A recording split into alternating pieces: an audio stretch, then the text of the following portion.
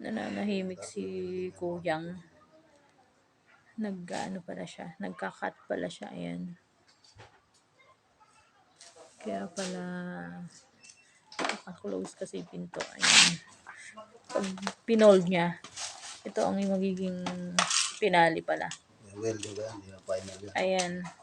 Gumawa siya ng tatsulok. Kanya naman napanood yan sa YouTube. Tapos nung itinupi niya, ito na siya. O diba?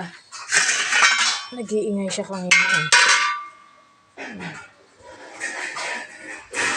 Yan ang kanyang obra.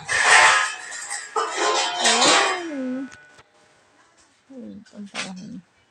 Yun naman, nag-umpisa siyang magpaingay. Takot kasi ako dito sa ginagawa niya nito. Kaya nagkukulong ako.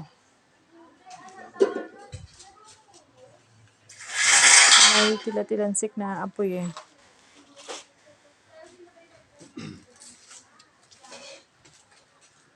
Yung pinagputulan niya. Yun na. Kaya naman siyang magpapaapoy siya dyan.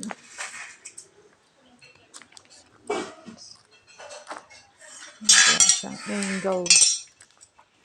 Tapos nagiging ganito na siya. Tapos ayun ang naging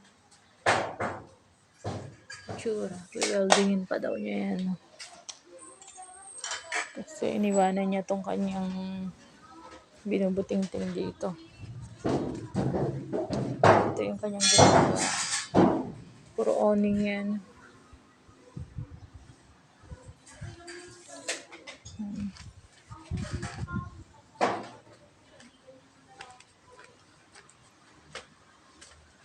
May mga natapos na rito. Busy day siya.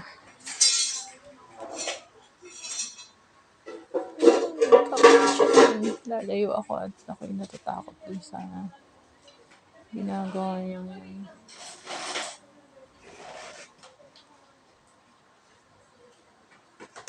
siyempre papasok ako sa loob at ako'y cover.